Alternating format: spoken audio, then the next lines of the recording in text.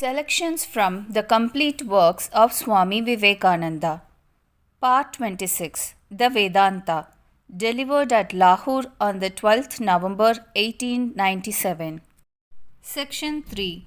Next, the Buddhists say you have been perfectly rational up to this point, that everything is the result of the law of karma. You believe in an infinity of souls, and the souls are without birth or death. And this infinity of souls and the belief in the law of karma are perfectly logical, no doubt.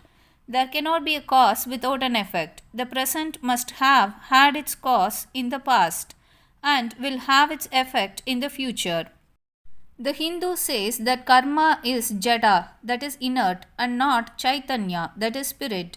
Therefore, some chaitanya is necessary to bring this cause to fruition. Is it so that chaitanya is necessary to bring the plant to fruition?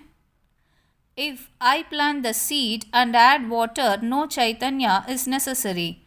You may say there was some original chaitanya there, but the souls themselves were the chaitanya, nothing else is necessary. If human souls have it too, what necessity is there for a god? As say the Jains, who, unlike the Buddhists, believe in souls and do not believe in God. Where are you logical? Where are you moral? And when you criticize Advaitism and fear that it will make for immortality, just read a little of what has been done in India by dualistic sect. If there have been 20,000 Advaitist black gods, there have also been 20,000 Dvaitist black gods. Generally speaking, there will be more Dvaitist black gods because it takes a better type of mind to understand Advaitism, and Advaitists can scarcely be frightened into anything. What remains for you Hindus then? There is no help for you out of the clutches of the Buddhist. You may quote the Vedas, but he does not believe in them. He will say, my Tripitakas say otherwise, and they are without beginning or end, not even written by Buddha, for Buddha says he is only reciting them. They are eternal. And he adds, yours are wrong, ours are the true Vedas. Yours are manufactured by the Brahmin priest, therefore out with them. How do you escape? Here is the way to get out. Take up the first objection, the metaphysical one, that substance and qualities are different. Says the Advaitist, they are not. There is no difference between substance and qualities. You know the old illustration how the rope is taken for the snake, and when you see the snake you do not see the rope at all. The rope has vanished. Dividing the thing into substance and quality is a metaphysical something in the brains of philosophers, for never can they be in effect outside. You see qualities if you are an ordinary man and substance if you are a great yogi, but you never see both at the same time. So, Buddhist, your quarrel about substance and qualities has been but a miscalculation which does not stand in fact. But if substance is unqualified, there can only be one. If you take qualities off from the soul and show that these qualities are in the mind, really superimposed on the soul, then there can never be two souls, for it is qualification that makes the difference between one soul and another. How do you know that one soul is different from the other? Owing to certain differentiating marks, certain qualities. And where qualities do not exist, how can there be differentiation? Therefore, there are not two souls, there is but one. And your Paramatman is unnecessary. It is this very soul. That one is called the Paramatman, that very one is called Jivatman, and so on. And your dualists, such as the Sankhyas and others who say that the soul is Vibhu, omnipresent, how can you make two infinites? There can be only one. What else? This one is the one infinite Atman, everything else is its manifestation.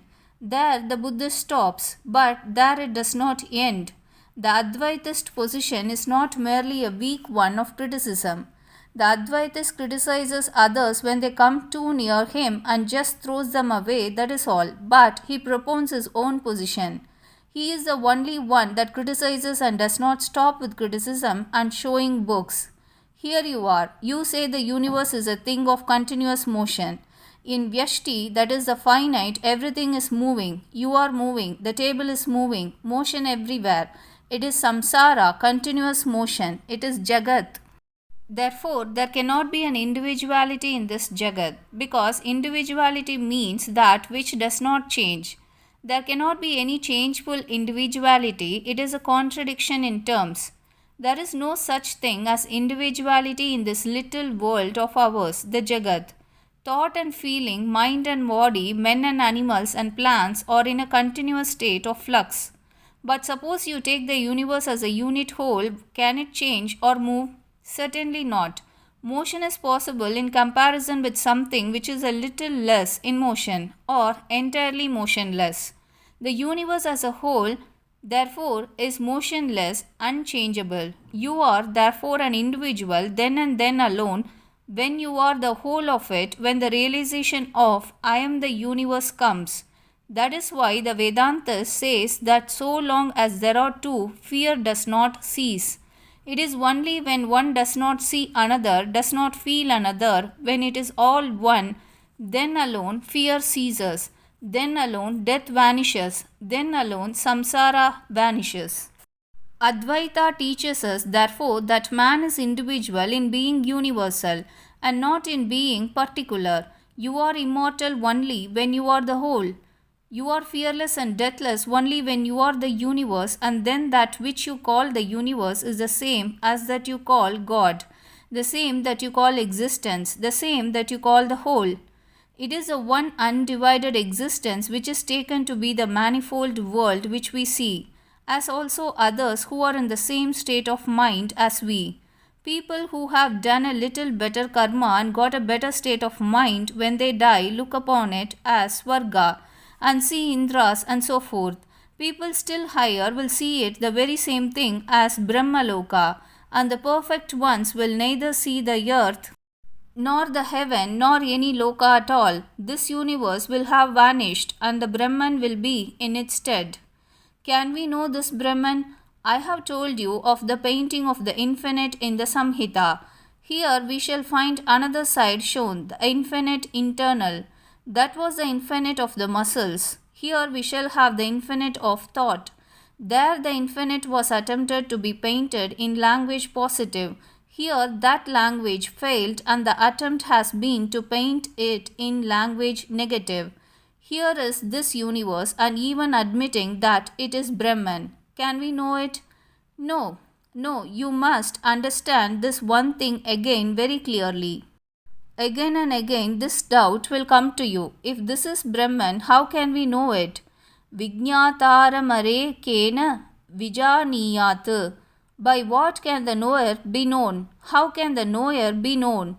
The eyes see everything. Can they see themselves? They cannot. The very fact of knowledge is a degradation.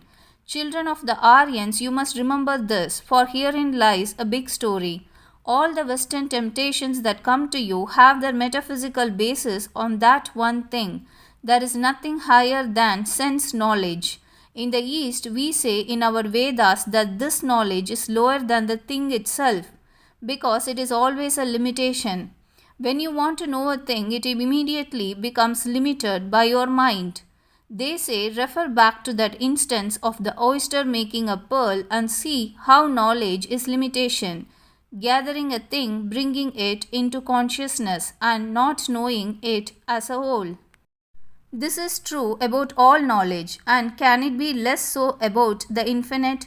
Can you thus limit him who is the substance of all knowledge, him who is the Sakshi, the witness, without whom you cannot have any knowledge, him who has no qualities, who is the witness of the whole universe, the witness in our own souls? How can you know him?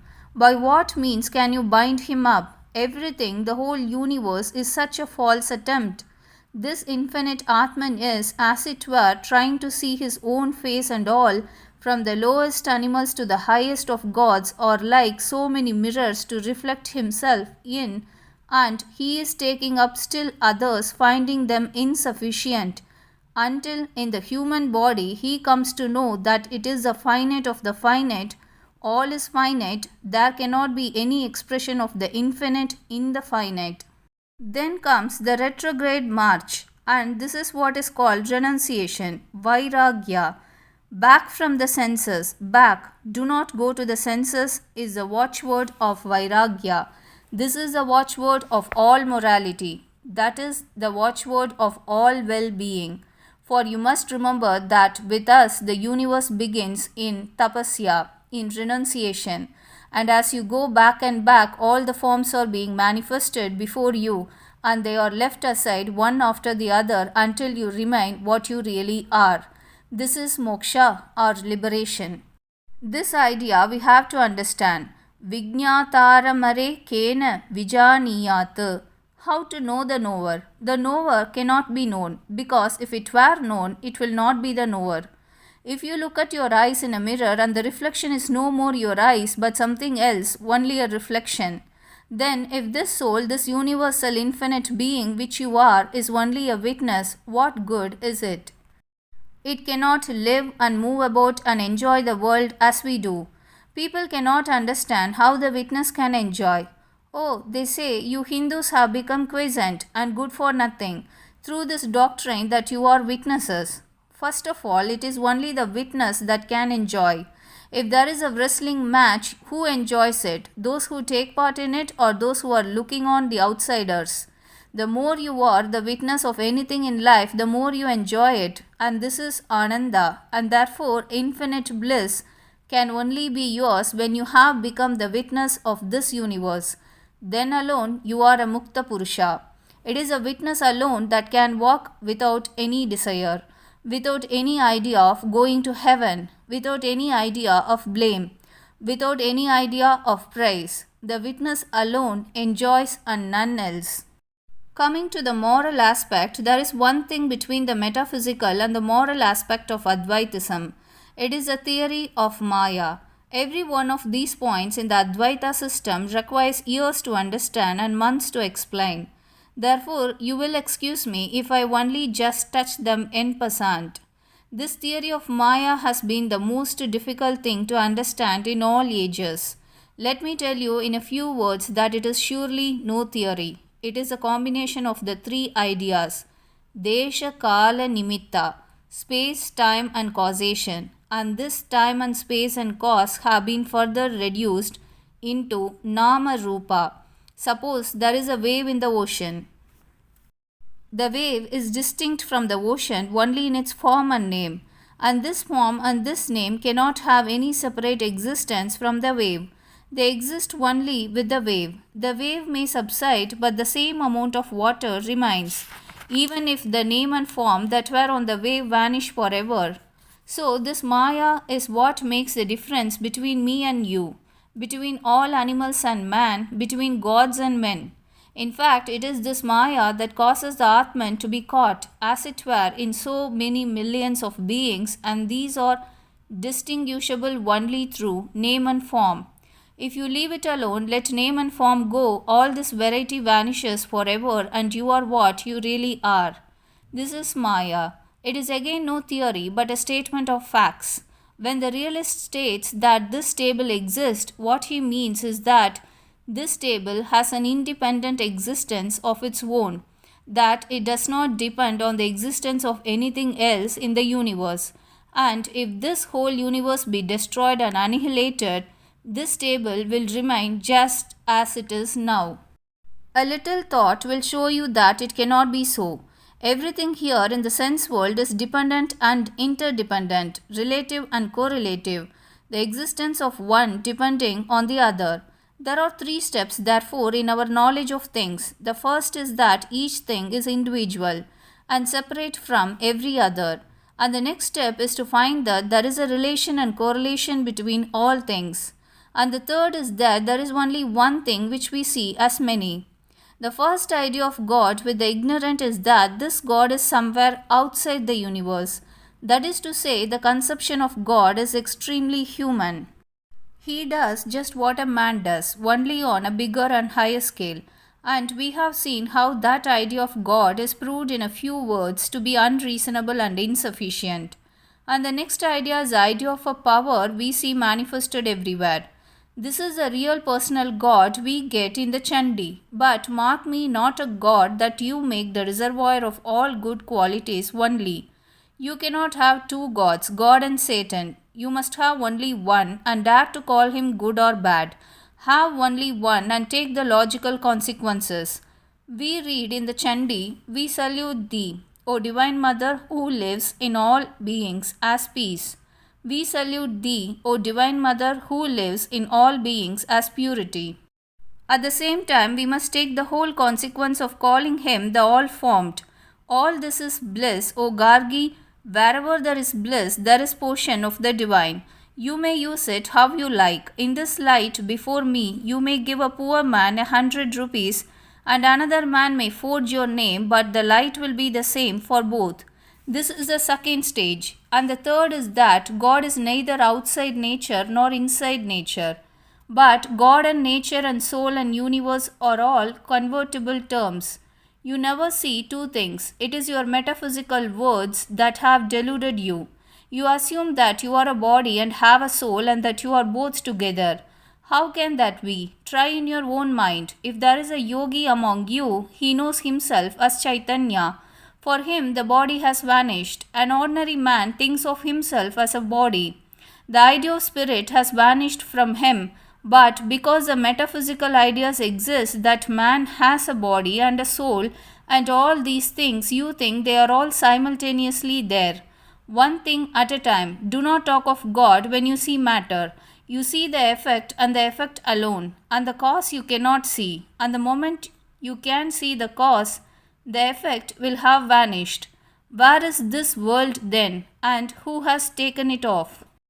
One that is present always as consciousness, the bliss, the absolute, beyond all bounds, beyond all compare, beyond all qualities, ever free, limitless as the sky, without parts, the absolute, the perfect. Such a Brahman, O sage, O learned one, shines in the heart of the Jnani in Samadhi, where all the changes of nature cease forever, who is thought beyond all thoughts, who is equal to all, yet having no equal, immeasurable, whom the Vedas declare, who is the essence in what we call our existence, the perfect, such a Brahman, O sage, O learned one, shines in the heart of the Jnani in Samadhi. Beyond all birth and death, the infinite one, the incomparable, like the whole universe, deluged in water in Mahapralaya, water above, water beneath, water on all sides, and on the face of that water not a wave, not a ripple, silent and calm, all visions have died out, all fights and quarrels and the war of fools and saints have ceased forever. Such a Brahman, O sage, O learned one, shines in the heart of the Jnani in Samadhi. That also comes, and when that comes, the world has vanished. We have seen then that is Brahman, this reality is unknown and unknowable, not in the sense of agnostic, but because to know him would be a blasphemy because you are he already. We have also seen that this Brahman is not this stable and yet is this stable. Take off the name and form, and whatever is reality is he. He is the reality in everything. Thou art the woman, thou the man, thou art the boy and the girl as well. Thou the old man supportest thyself on a stick, thou art all in the universe. That is the theme of Advaitism. A few words more. Herein lies, we find, the explanation of the essence of things. We have seen how here alone we can take a firm stand against all the onrush of logic and scientific knowledge. Here at last reason has a firm foundation, and at the same time the Indian Vedantist does not curse the preceding steps. He looks back and he blesses them, and he knows that they were true, only wrongly perceived and wrongly stated. They were the same truth, only seen through the glass of Maya, distorted it may be, yet truth and nothing but truth. The same God whom the ignorant man saw outside nature, the same whom the little knowing man saw as interpenetrating the universe, and the same whom the sage realizes as his own self, as the whole universe itself, all are one and the same being.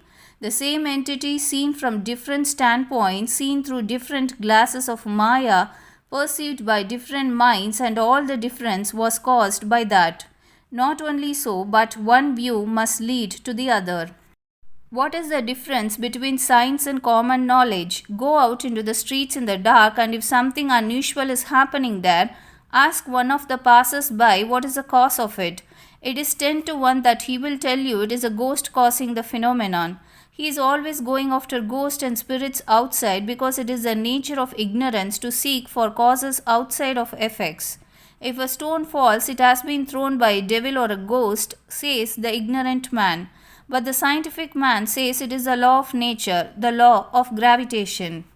What is the fight between science and religion everywhere? Religions are encumbered with such a mass of explanations which come from outside. One angel is in charge of the sun, another of the moon, and so on ad infinitum. Every change is caused by spirit, the one common point of agreement being that they are all outside the thing, while science means that the cause of a thing is sought out by the nature of the thing itself. As step by step science is progressing, it has taken the explanation of natural phenomena out of the hands of spirits and angels, because Advaitism has done likewise in spiritual matters. It is the most scientific religion. This universe has not been created by any extra cosmic god, nor is it the work of any outside genius. It is self creating, self dissolving, self manifesting, one infinite existence, the Brahman.